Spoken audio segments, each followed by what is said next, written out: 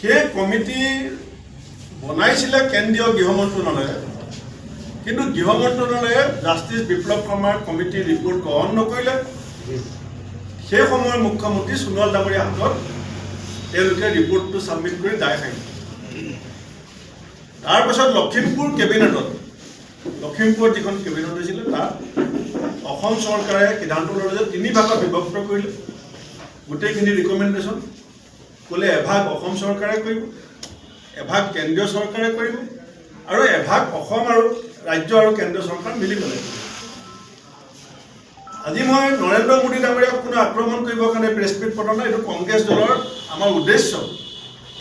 প্ৰথম কথা, অসমৰ ৰাইজে আচল কথাটো বুজি পাব লাগিব। ৰাইজে বুজি পায়, ৰাইজক মনত পেলাই দিয়াটো বিৰোধী দল হিচাপে আমাৰ নৈতিক দায়িত্ব। সংবাদ মাধ্যমৰ সন্মুখলৈ কথাখিনি দাঙি ধৰাটো আমাৰ এইটো বিৰোধী হিচাপে নৈতিক দায়িত্ব। আৰু আমি সেইকাৰণে আমাৰ দায়িত্ব পালন কৰি প্ৰধানমন্ত্ৰী ডাঙৰীয়াৰ পৰা জানিব বিচাৰিছোঁ যে 10 বছৰ বিচাৰিছিলে আপুনি, এতিয়া আপোনাৰ কাৰ্যকাল 11.5 বছৰ চলি আছে। আপুনি কৈছিলে যে মোক 10 বছৰ দিয়ক। ইয়াততো মাজে মাজে আপুনি 50 দিনৰ কথাও কৈছে, 5 বছৰৰ কথা কৈছে। এতিয়া 11.5 বছৰ চলি থাকোঁতে অসম চুক্তি সম্পৰ্কত আজি নামৰূপত বা আজি যোৱাৰ আগতে আপুনি অসমৰ ৰাইজক কৈ যাব যে ক্লজ 6ৰ সম্পৰ্কত, খিলঞ্জীয়াৰ সংজ্ঞা নিৰূপণৰ সম্পৰ্কত, অসমৰ ভৱিষ্যত খিলঞ্জীয়া থলুৱা প্ৰজন্মটোৰ সম্পৰ্কত সুৰক্ষা কৱচ হিচাপে আপুনি কি কৰিলে? কাৰণ আপোনাক কেৱল 1250 টকা অৰুণোদয়ৰ কাৰণে অসমীয়া জাতিয়ে ভোট দিয়া নাছিল। অসমীয়া জাতিয়ে আপোনাৰ আটাইতকৈ ভাল পোৱা শ্লোগানটোৰ নাম আছিলে বিজেপি আহিব বিদেশী যাব। বিজেপি আহিব বিদেশী যাব শ্লোগান অসমীয়া জাতিৰ প্ৰত্যেকজন মানুহে প্ৰাণৰ ভিতৰৰ পৰা ভাল পাইছিল। আৰু পৰিণতিত আমি কি দেখিলোঁ বন্ধুসকল? এতিয়া ৰাতাবাৰীৰ পৰা বিজয় মালাকাৰ এজন বাংলাদেশী আহি পেলাই বিজেপিৰ শাসনকালত বিজেপিৰ পদুম ফুলৰ চিনত অসম বিধানসভাত বহি আছে। আৰু বিজেপিৰ শ্লোগান আছিলে যে বিজেপি আহিব বিদেশী যাব। আৰু আমাৰ ভাগ্য নিৰূপণ কৰা অসম বিধানসভাৰ মজিয়াৰ ভিতৰত বিজেপিৰ চিম্বলত এজন বাংলাদেশী বিজয় মালাকাৰ আজি বিধায়ক হ'ল। গতিকে কালি এয়াৰপৰ্টৰ যদি ফটোবিলাক আপোনালোকে অলপ, এয়াৰপৰ্টটো বৰ ধুনীয়া হৈছে। এয়াৰপৰ্ট অথৰিটি অফ ইণ্ডিয়াই বনাইছে, আমাৰ দেশৰ পইচা, ৰাইজৰ পইচা। সেই প্ৰস্তাৱ ৰাজ্যত যেতিয়া কংগ্ৰেছ আছিলে, দিল্লীত কংগ্ৰেছ আছিলে, আমি দিছিলোঁ। 11.5 বছৰত সম্পূৰ্ণ হৈছে। কিন্তু মূলতঃ এয়াৰপৰ্টটো আপোনালোকে মুখ্যমন্ত্ৰী যিটো আগতে আমি টুইট বুলি কওঁ, এতিয়া এক্স বুলি কয়, আদানীৰ যিটো টুইট বুলি কওঁ, যিটো এক্স বুলি কয়, আপোনালোকে চাব যোৱাকালি আদানীৰ টুইটটো চাব, এক্সটো চাব, আৰু নৰেন্দ্ৰ মোদী ডাঙৰীয়াৰ এক্সটো চাব, অসমৰ মুখ্যমন্ত্ৰীৰ এক্সটো চাব। তাত লোকপ্ৰিয় গোপীনাথ বৰদলৈৰ নামটো নাই। এতিয়া যিটো অফিচিয়েল এক্স হেণ্ডল মুখ্যমন্ত্ৰী আৰু আদানীয়ে ব্যৱহাৰ কৰিছে, সেইটো কালিৰ পৰা গুৱাহাটী এয়াৰপৰ্ট কৰিছে। কালিৰ পৰা গুৱাহাটী এয়াৰপৰ্ট আপোনালোকক মই তথ্য দি দিছোঁ। মুখ্যমন্ত্ৰী এক্সত যাব আৰু আদানী এক্সত যাব। তাৰমানে যিকোনো সময়ত সেইটো আদানী এয়াৰপৰ্টৰ ফালে পৰ্যবেক্ষিত কৰিবলৈ মোদী ডাঙৰীয়া অসম ভৱন নেকি, আমি এই কথা স্পষ্ট কৰিব বিচাৰিছোঁ। কাৰণ কিয় অফিচিয়েল এক্স হেণ্ডলত মুখ্যমন্ত্ৰীয়ে লোকপ্ৰিয় গোপীনাথ বৰদলৈৰ নামটো লিখিবলৈ টান পায়। ভাষণততো তেওঁ লোকপ্ৰিয় গোপীনাথ বৰদলৈ বুলি উচ্চাৰণ কৰিছে। আপুনি ৰিটেনটো চাব, মুখ্যমন্ত্ৰী এজনৰ টুইট এটা, আৰু যোৱাৰ নামত এতিয়া এয়াৰপৰ্টটো আমি আন্দোলন কৰিবলগীয়া হৈছিলে, গোপীনাথ বৰদলৈৰ নামটো নোৱাৰি আদানী নাম কৰিবলৈ যাওঁ। আৰু এই কথাটো মই এইকাৰণেই কৈছোঁ যে প্ৰধানমন্ত্ৰী ডাঙৰীয়াৰ শ্লোগান আছিলে vocal for local, vocal for local. এতিয়া LGBI জেগাত গুৱাহাটীলৈ গ'ল, গুৱাহাটীৰ পৰা আদানী ফালে গৈ আছে। এতিয়া উমৰাংচুৰ মাটিৰ পৰা, স্মাৰ্ট মিটাৰৰ পৰা এয়াৰপৰ্টলৈকেতো আদানীক দি দিয়া হ'ল। আৰু আমাক শ্লোগান দিবলৈ কৈ থকা হৈছে যে ভকেল ফৰ লোকেল। মই আৰম্ভণিতে কৈছোঁ, মই বহুত বেছিকৈ দীঘলীয়াকৈ নকওঁ। বানপানী সম্পৰ্কত আপোনালোকে ভাষণ শুনিলে যে বানমুক্ত, গৰাখহনীয়া মুক্ত অসম। আৰু ইয়াত লিখা আছে মই ইমান ইয়াত লিখা আছে যে ধুবুৰীৰ পৰা শদিয়াল, ইয়াত লিখা আছে ধুবুৰীৰ পৰা শদিয়ালে ব্ৰহ্মপুত্ৰ খনন কৰি, আৰু খনন কৰোঁতে যিবিলাক বালি দুই পাৰে কৰিব, এতিয়া কিন্তু ইলেকশ্যনৰ সময়ত এই কথাবিলাক অসমৰ ৰাইজৰে প্ৰশ্ন সুধিব লাগিব। মই ভাবোঁ যে এইটো মই যিখিনি কথা কৈ আছোঁ এইটো মোৰ কথা নহয়, অসমৰ প্ৰতিজন সচেতন মানুহৰ কথা। প্ৰত্যেকজন ব্যক্তিয়ে অসমৰ কাণ থিয় কৰি আছে যে বানমুক্ত, গৰাখহনীয়া মুক্ত ধুবুৰীৰ পৰা শদিয়ালে ব্ৰহ্মপুত্ৰ খান্দি দুই পাৰে এক্সপ্ৰেছ হাইৱে বনোৱাৰ বিজেপিৰ যিটো ভিজন ডকুমেণ্টছৰ প্ৰতিশ্ৰুতি, যিটো কথা অমিত শ্বাহ ডাঙৰীয়াই খন্তেক আগতে পাৰ্লিয়ামেণ্টত কৈছিলে যে বানমুক্ত অসম হ'ব, ইয়াৰ প্ৰত্যুত্তৰ মোদী ডাঙৰীয়াৰ পৰা আমি আজি বিচাৰিছোঁ। হেল্থৰ কথালৈ মই আহিছোঁ।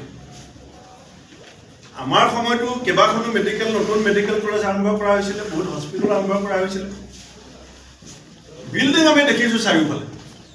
কিন্তু বন্ধুসকল, ইয়াত তিনিগৰাকী অসম বিধানসভাৰ বিধায়ক কৰি আছে। বিধানসভাৰ প্ৰশ্নৰ উত্তৰত মুখ্যমন্ত্ৰীয়ে কৈছে আজিৰ তাৰিখত ডক্টৰ আৰু নাৰ্ছ মিলাই অকল 620 গৰাকী ডক্টৰৰ পোষ্ট খালী আছে। এইমছৰ ডক্টৰ পোষ্ট খালী হৈ আছে, মেডিকেল কলেজবিলাকত ডক্টৰৰ পোষ্ট খালী হৈ আছে, যিবিলাক মডেল হস্পিটেল, চিভিল হস্পিটেল, মেডিকেলৰ বিল্ডিং বনোৱাত, বিল্ডিঙৰ কণ্টেক্ট দিয়াত চৰকাৰে যিমান জোৰ দিছে, বিল্ডিং ভাল হওক, কিন্তু মেডিকেলৰ বিল্ডিঙে মানুহৰ স্বাস্থ্য যত্ন ল'ব নোৱাৰে। যত্ন ল'ব পাৰিব ডক্টৰ আৰু নাৰ্ছে। এতিয়ালৈকে কিমান ভেকেঞ্চি আছে সেইখিনি তথ্য আপোনালোকে উলিয়াব, কিন্তু মই কৈ দিছোঁ 620টা অকল কেৱল প্ৰফেচাৰ ডক্টৰৰ পোষ্ট খালী আছে। শিক্ষাৰ ক্ষেত্ৰত মই কৈছোঁ যে মোদী ডাঙৰীয়াৰ বক্তব্যখিনিকে আমি ৰোমন্থন কৰিব বিচাৰিছোঁ। কি আছিলে শ্লোগান? সবকা সাথ সবকা বিকাশ। এতিয়া ছেকেণ্ডেৰী লেভেলত অসমৰ বৰ্তমানৰ মুখ্যমন্ত্ৰীগৰাকী বহুদিন শিক্ষামন্ত্ৰী আছে। এতিয়া ছেকেণ্ডেৰী লেভেলত ড্ৰপ আউটৰ পাৰ্চেণ্টেজ হৈছে 17.5 ছেকেণ্ডেৰী লেভেলত। লোৱাৰ প্ৰাইমেৰী আৰু আপাৰ প্ৰাইমেৰী মিলাই প্ৰায় 9% ড্ৰপ আউট,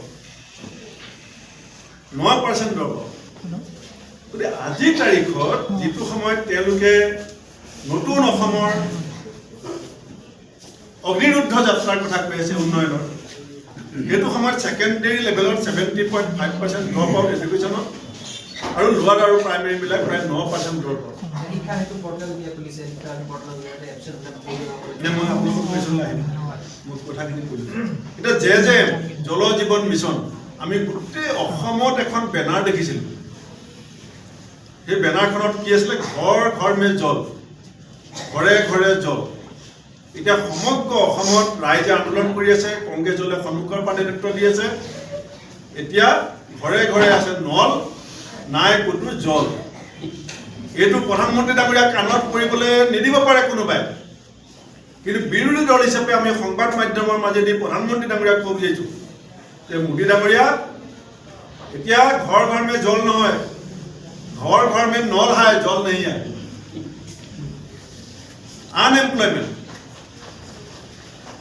আনএমপ্লয়মেণ্ট মই ইয়াত লিখি পঢ়ি দিছোঁ আপোনালোকক।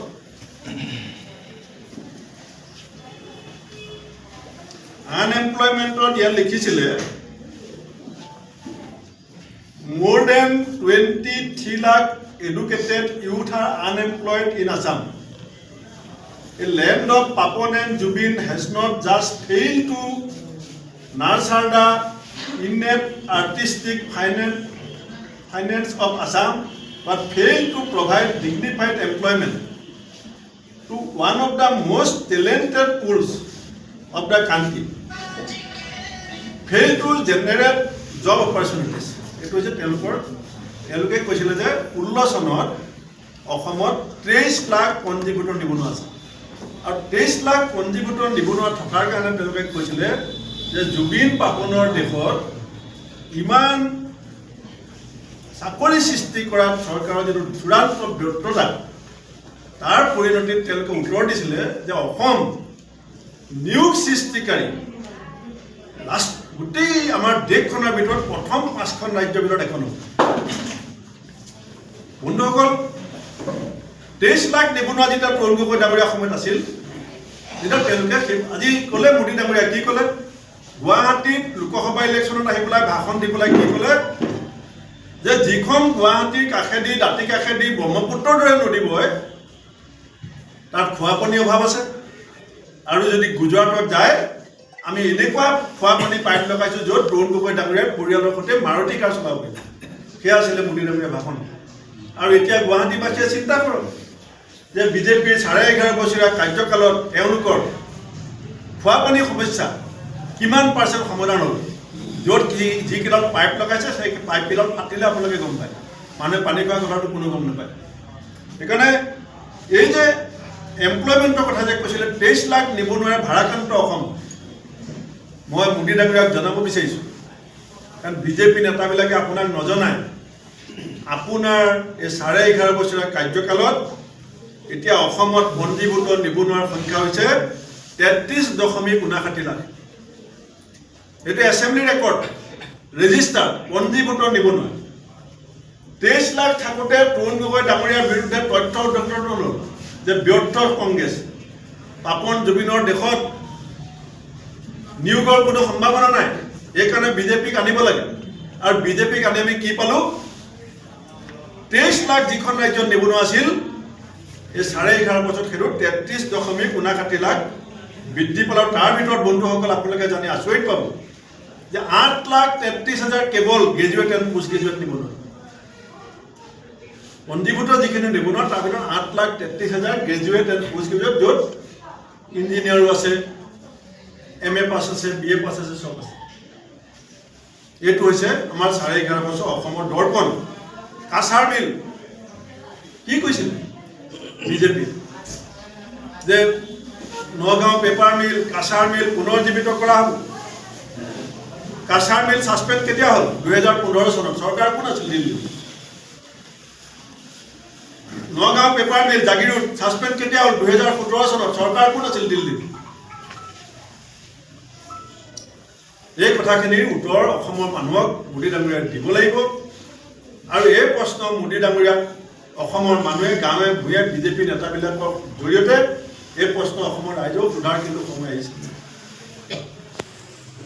আৰু নাম দিলে আমি আগতে 7 ভনী বুলি কওঁ অসমক লৈ উত্তৰ পূৰ্বাঞ্চলত। আমাৰ দিনত আমি কৈছিলোঁ 7 ভনী। আমাৰ খুব ভাল লাগিলে মোদী ডাঙৰীয়া আমাক নাম দিলে কি অষ্টলক্ষ্মী। লক্ষ্মী মানে লক্ষীৰ ভাণ্ডাৰ, অষ্টলক্ষ্মী। আমি একেবাৰে ডাঙৰ অসম, আমি একেবাৰে ডাঙৰ অষ্টলক্ষ্মী। এতিয়া আমাৰ দিনত যেতিয়া 14,000 কোটি টকা ধাৰ আছিলে, অসম বিধানসভাত তৰুণ গগৈ ডাঙৰীয়াক দেশত লৈ বদন সজাবৰ কাৰণে ষড়যন্ত্ৰ চলিছিল।